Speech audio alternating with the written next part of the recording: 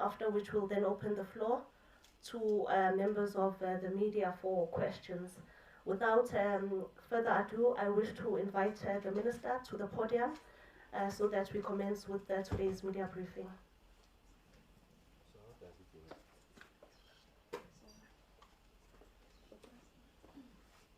Hold this. You can put it down.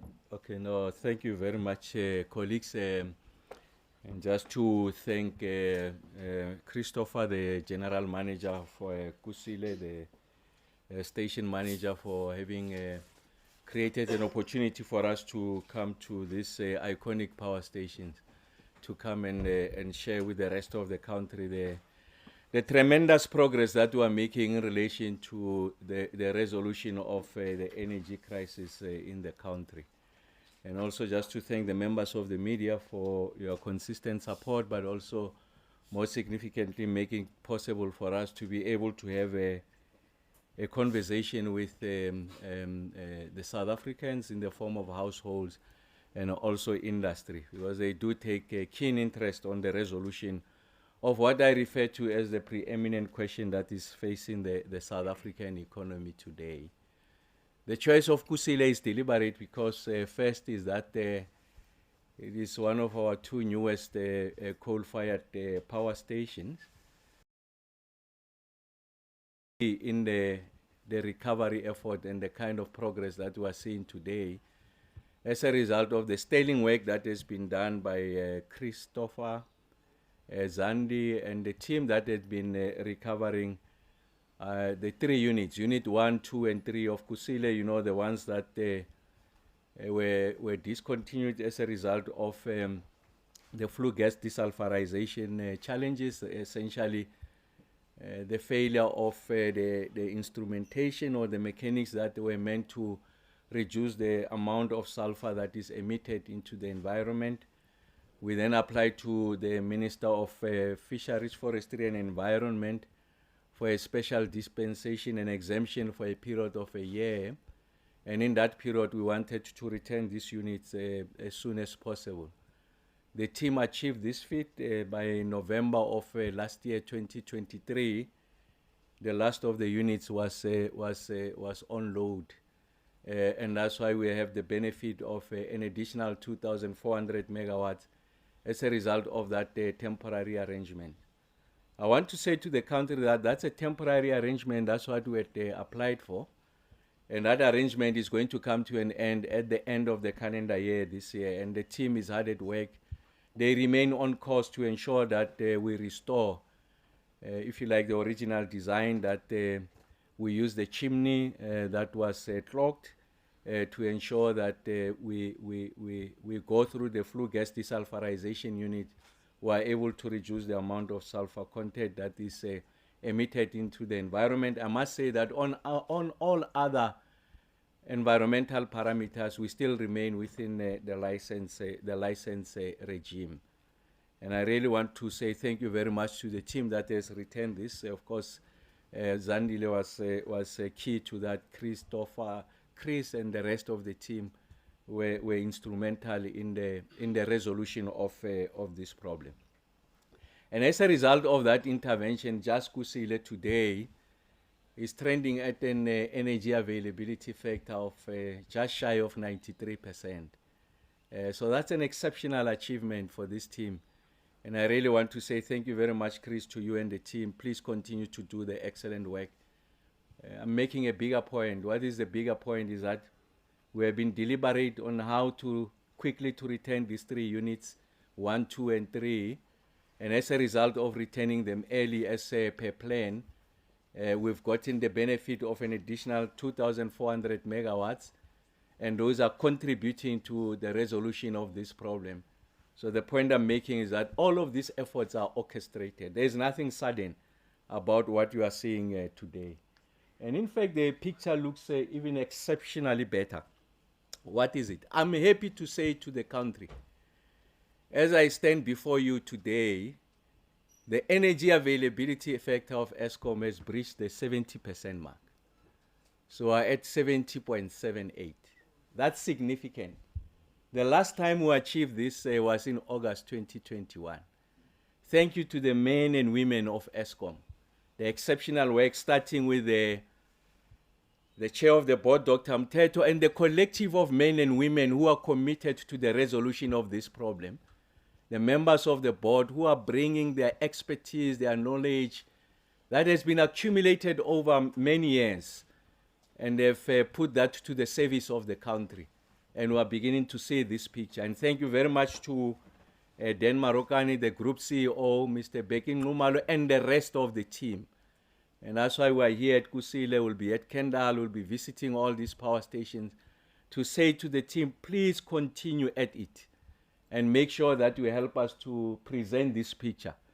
Of course, the months to date, the statistics suggest that we're at 64.34%, and the year to date we're at 59.92, just shy of 60%. But we have breached the psychological mark of 70%. As I stand before you, as a result of this consistent performance. This is a deliberate performance, has been orchestrated, and I'll show you what the trend line is. Where have we recovered these additional megawatts? This has happened over a period of time. It stretches from the appointment of this current board in October of 2022. It gets to be codified in the Energy Action Plan unveiled by President Ramokgopa a few months earlier than the appointment of this board, in about July of 2022, the appointment of the minister in the presidency responsible for electricity, the stabilization of the management team, the introduction of incentive, performance-related incentive bonuses, the isolation of critical stations that required attention, and Kusile was one of those. And as I stand before you, I did say that Kusile is trending close to 93%, when in fact we had initially characterized it as one of the problem stations, a focused attention, and that's why we are seeing the kind of numbers that we are seeing. As I stand before you, we are 47 days into no load shedding and counting. So this is significant. And of course, we have seen that in the public domain, there are those who are beginning to find their voice. They've been here at ESCOM. They were meant to achieve these numbers because of exceptional levels of incompetence. The flag bearers of underperformance. They have not been able to achieve this. Now, when it is achieved, they are finding their voice. So it's important that we dampen those voices, that we are able to illustrate in numbers the kind of achievement, exceptional achievement, that has been attained by these competent men and women, dedicated and patriotic to the resolution of the load shedding question. And I've said to the country, we are going to restore this ESCOM, this badge. Its glory will be restored. And the best way of restoring it, as I've been saying to the team at ESCOM, is to ensure that we are able to resolve the energy crisis in the country. What do we know also about the other indicators? That essentially what we have achieved, our unplanned capacity loss factor, the rate at which these units are failing, at which these units are unreliable, that has been reduced by about 4,000 megawatts since the 26th of April. And this is due to extensive maintenance. So what's the point we're making? We had said previously to the country, you remember that reference when I say short-term pain, long-term gain. Aggressive maintenance-led recovery plan is beginning to yield fruits. When we went into December of 2023, transitioning into January of 2024, we reached the highest levels of maintenance, planned maintenance, in the period of 3 years. We took out 18% of the total generation capacity into planned maintenance. And these units are coming back. And we had said that we are going to use the periods of low demand to ensure that we go aggressively into planned maintenance as we prepare ourselves for the winter period. And of course, as we enter into this winter, these units are coming back, and we are seeing these numbers exemplified by what Chris and the team has achieved here in Kusile. They are now at about 93%. Like I said, for the day now as I stand before you, we are at 70.78 percent. So that's significant. And as a result of this improvement, it means that there is little reliance on the open cycle gas turbine. By that I mean we're using less and less of diesel. And I'm going to show you also in the rand value. Because what we are told in the public domain, for those who have been unable to achieve this kind of exceptional performance, for those who suggest that this improvement is sudden, they want to deposit into the public domain that the results of this improvement is on the back of the burning of diesel. There could be nothing further from the truth. This is anchored by, if you like, base load. This is anchored by these machines that are at Kusile and many other power stations. From here, we're going to Kendal, and then for the first time in a long period, we had ran about 6 units. Huh? Some of them have been out on long-term planned maintenance. These units have returned. And as they return these units, they are giving us the kind of performance that we are seeing. And this has decreased significantly, if you like, the load factor of the OCGT from what was previously 19.13% to now what is 6.8%. So we have reduced it by about 13 percentage points, just to illustrate that what anchors this recovery is really the performance of this coal-fired power station. And again, like I said, our planned capacity, PCLF planned maintenance, of course, it reached highs in December of 2023, transitioning into 2024. Of course, we've averaged over the past 4 months about 16.25%. Something that has not been seen over a period of time. And this is as a result of an orchestrated effort on the part of government. Of course, ESCOM is an antenna, an extension of government. The fiscal support that we receive from National Treasury was placed to good use, and that's why you are beginning to see the kind of improvements that we are seeing to ensure that indeed we are able to achieve the results that we are seeing. So what's the point I'm making? The point I'm making is that all of these things is planned, all of these things is orchestrated, all of these things is deliberate. There is nothing sudden about what you are seeing. And as I've been saying to the country consistently, even when we reach the highs of stage 6 load shedding, I said, bear with us. We feel your pain. We hear your cries. We understand your frustration, but we know what you are doing. Just believe us. And of course, the majority of the South Africans believe this story. And we are beginning to see that, in fact, this is something that is born out of a serious consideration by engineers at ESCOM to say that we need to suffer this pain for us to be able to achieve the kind of results that we are seeing going into the future. So that's very, very important for us to have this appreciation. And what are the other things that we know so that we're able to dismantle this public narrative that is attempting to find root, and its sole intention really is to soil the work that the ESCOM team has done. The ESCOM team in its totality, from the board to the lowest member of ESCOM, including the cleaners, playing an important role in the resolution of this question. So we know that in our stable now, we are beginning to see consistent performers, those who are really carrying, if you like, the majority of the weight, as we are fixing other power stations that are problematic. What are those consistent performers? Kusile now is in that category. Letabo has been in that category. Majuba in that category, Matla and Midupi. And of course, Midupi and Kusile, you expect them to be in that category because they are our newest power station.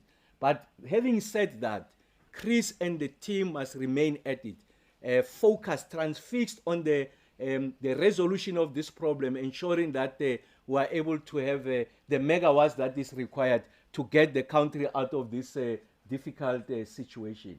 And of course, the peaking plants. I mean, just to give you an appreciation, year to date, of Medupi, Letabo, and the picking plants. The picking plants are important because they must be available when we need them. In a case of emergency, they must be available. And that's why you need to track their availability factor. All of these things have been trending greater than 70%, these power stations. They've been trending over 70%.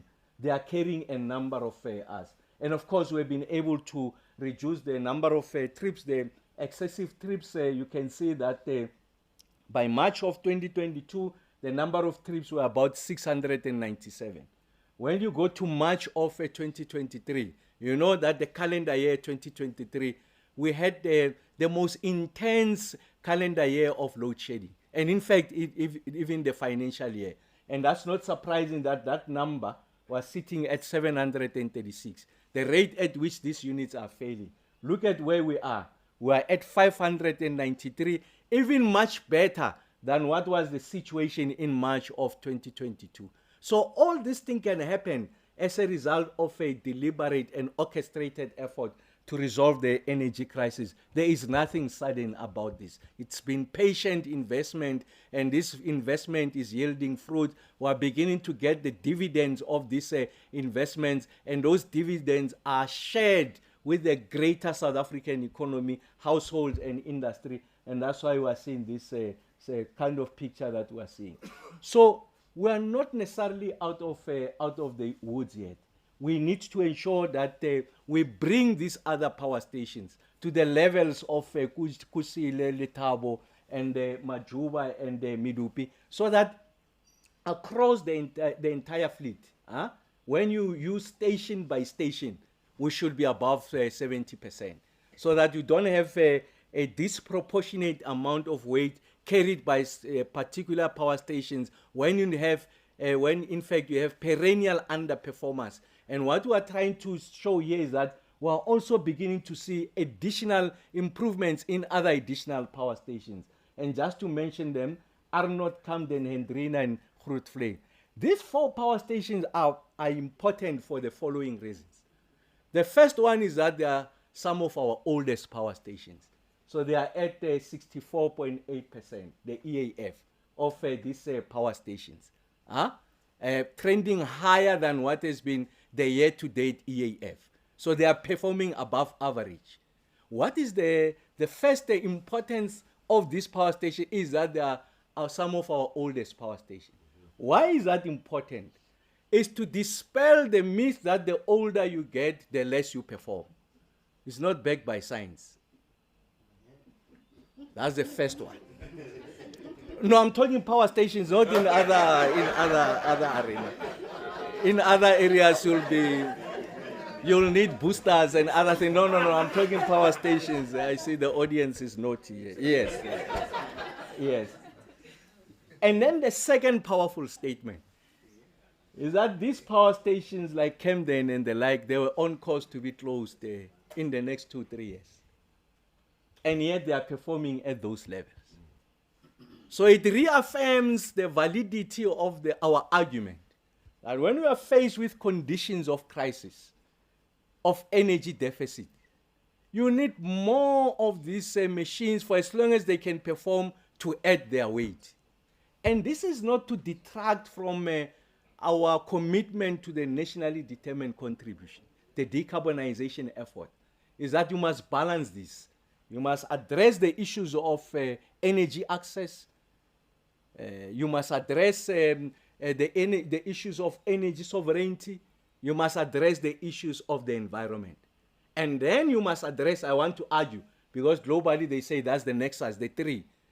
Access, sovereignty, and also the environment. I want to add the 4th one, to give it South African characteristics. The 4th variable of the nexus is the socio-economic impact of the decisions.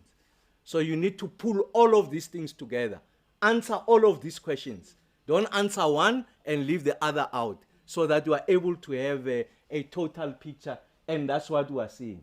And of course, there's a contribution by the renewables. During the day, when we're going to winter, we're going to have clear skies, the sun will be out making a contribution. So I think it's important that we have an appreciation of the totality of the picture. so that there's no a binary conversation, because others want to drag us into that binary conversation. Outside what the incompetents have been saying about us being saved by diesel, then they say we're also saved by renewables. No, this is part of the aggregate picture. So you read all of these things together and not one over the other. And this, I think, is a perfect picture. It shows you that what has been the situation from April of last year. So you can see that consistently we've been coming down. Our target was to achieve 65%. Of course, we didn't achieve it. But the picture and then we wanted to recover about 3,115 megawatts. And then you can see the stations that have contributed. Stations like Matla, Majuba, Kusile, I've mentioned what Kusile has done, has contributed to that picture over a period of time. We invested our time, resources, energies, and skills to ensure that this gets to be addressed. And that's why the trend line shows from April of 2023, on the back of the Energy Action Plan, this thing has been orchestrated and the support that we've been receiving. And then the results are yielding now. We are not yet out of the woods, but we are beginning to see concrete results that are beginning to bear fruit. So it's important that we address this. And of course, there have been lowlights. Not everything has been rosy. You know that there's been delays in the return of Quebec unit number 1. The outage slips, we were 6 months later than what we had promised the country would be the period of returning of Quebec unit number 1. And we're taking those lessons and experience from Quebec unit number 1. We're using those experiences and learnings into going into Quebec number 2. So there are things that must be unlearned from how we did Quebec number 1. And that's why we are confident about the return within the prescribed period of Quebec number 2. And of course, Kusile number 5 was in sync in December. Of course, approximately 3 months of delay. So these are some of the things that have soiled or dampened the mood. And of course, the amount of multiple cluster of units failing at the time, which necessitated the intensification of load shedding. So the point I'm making is that whilst the trend line is positive, there has been periods of momentary setbacks. So those are not strategic defeats. Those are momentary setbacks, and we're able to recover out of that. So the point I'm making to the country is that we have accepted that in the nature of these engineering units, you are going to suffer those setbacks. But what we're doing now is to create a buffer to make it possible that even in instances where you suffer these setbacks, you either don't have to initiate load shedding, or the intensity of that initiation is not beyond stage 2, stage 3, which is what the winter outlook was saying. I think that's an important part to appreciate. And then on the next slides here, so what we are showing you is what is the situation now. So remember that the financial year runs from April, the 1st of April in 1 year, to the 31st of March the following year. So where are we? So I've shown you the picture in the last financial year to show you that the trend line, we're much, much closer to that recovering of that 3,115 megawatts. So where are we now, April? So essentially, we're talking April of 2024. We are going into March, but we have only been in this financial year. We can only account for April and a bit of May until today. So what are we seeing? We are seeing that the EAF of 58.5% is an improvement from what we had experienced in the similar in March of 2024. So the last month of the last financial year, the EAF was sitting at 54.45%.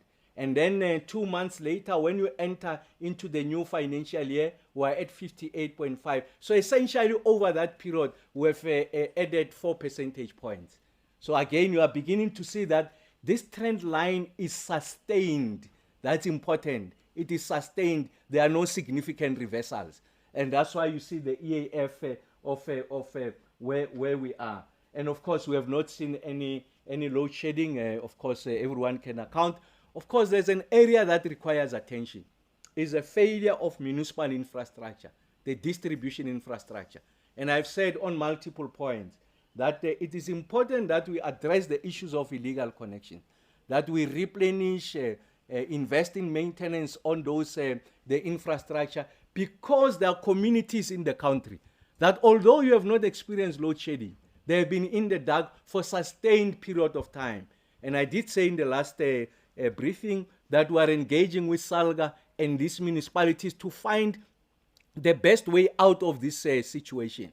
And we know that in some instances is that people, as a result of being out of jobs, I mean, it's a story that every household knows of.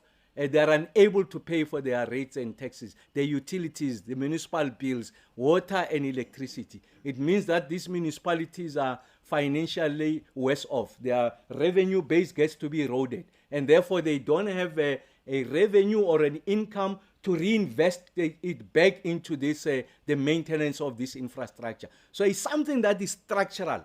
It is structural in that persistent levels of high unemployment has got a correlation on the ability of municipalities to pay for their rate and taxes. But these households continue to draw from the grid. You must maintain these assets. And for as long as you don't resolve that calculus, you are going to sit with a bigger problem on the distribution side. These are downstream challenges. Like I said, we are working with municipalities to resolve this. And of course, Kusile, Letabo, Midupi, at some of the stations, like I said, are achieving above that the average target. And of course, there are also low lights. Even in these 2 months that we have entered into. So, I mean, some of the power station like Majuba, like Mata, the EAF is between 50% and 60%. And remember that we want to carry everyone above 60%, above, in fact, above 65%. We want everyone to be there so that the weight is equitably distributed. It can be equally distributed because there are some power stations, they really are powering significant amount of megawatt. A Midupi is not an Arnold, if you like.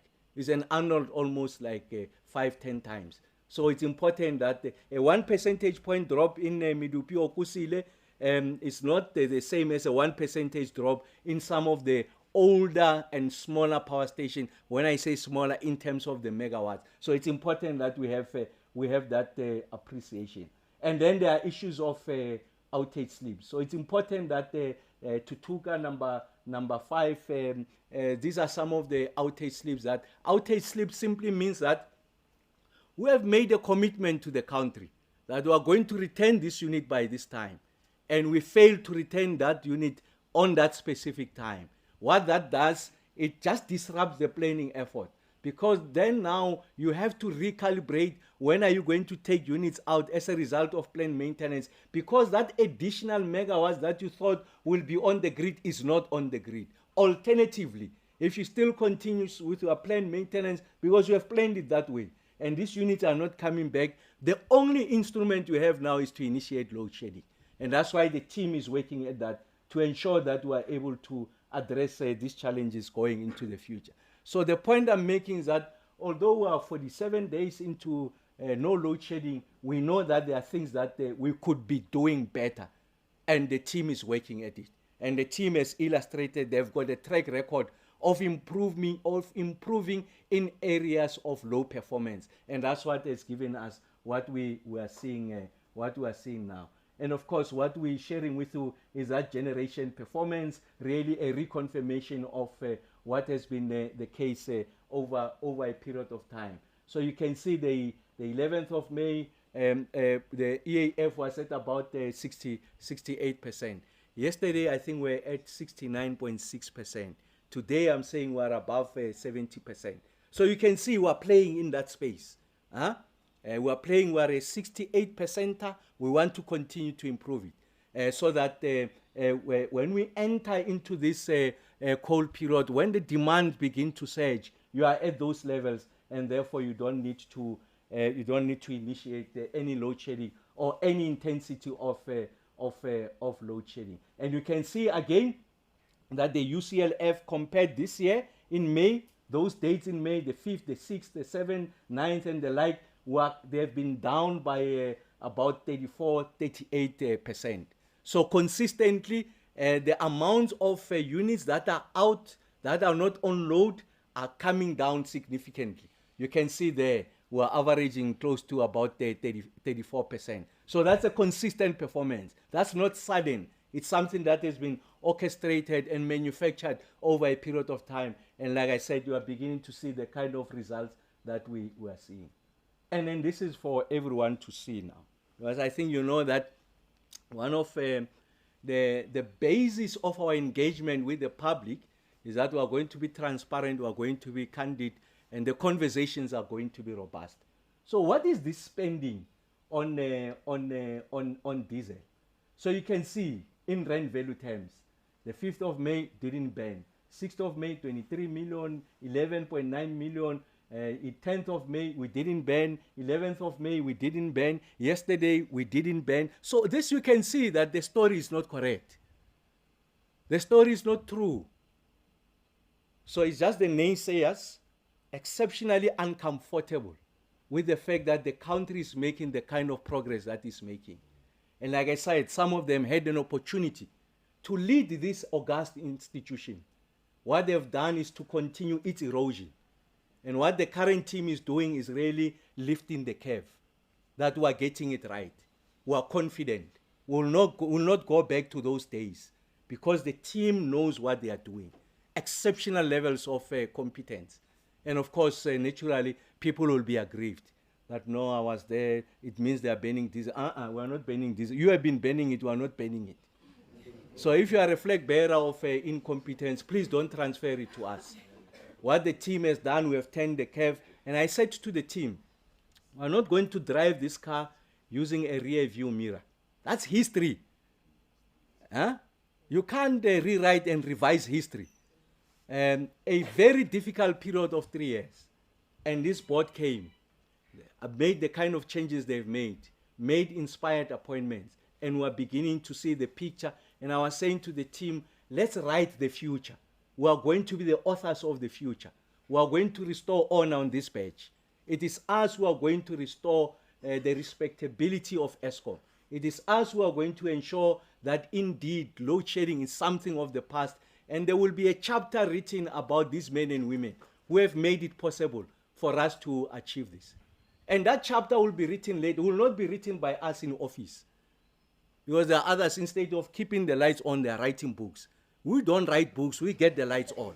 I think it's important that we have that appreciation. We are not here to write books. You will write. We will keep the lights on. These are engineers. And then let the authors be authors. And that's why we had this kind of devastation that we have had. Because the lights were not on, but books were written. So that's the kind of something that we want to unlearn from that. There is something that you can draw even from the bed. Is that when you have been given this assignment, stick to your assignment. And don't allow other distractions. And that's why we are making the kind of improvements that we are making. So you can see the daily OCG comparisons. When you can see that, in fact, when you look at the financial year 24, you can see that for an example, the 5th of May, 25 million rands. I think that's the rand value. And then this year, we didn't spend any money. If you look at the 6th of May, last year, we burned 50 million. This year, 6. 7th, 21, this year, 3. 8th of May, last year, 52 million, this year, 3. And then 42 million, this year, 2. I'm sure you know that there's a difference between a 52 million and a 3 million. Is that there's a saving of 48 million. And I'm saying this not to be sarcastic. I suspect that others don't understand it. And I think it's important that we help them. And if you have not proceeded beyond matric, and you have not done arithmetic as your study, you can be a leader of a political party. Schooling is very important because it helps you to understand these figures. I will not make an assumption that so the fellow goes out, genuinely he believes that. And I think he needs help.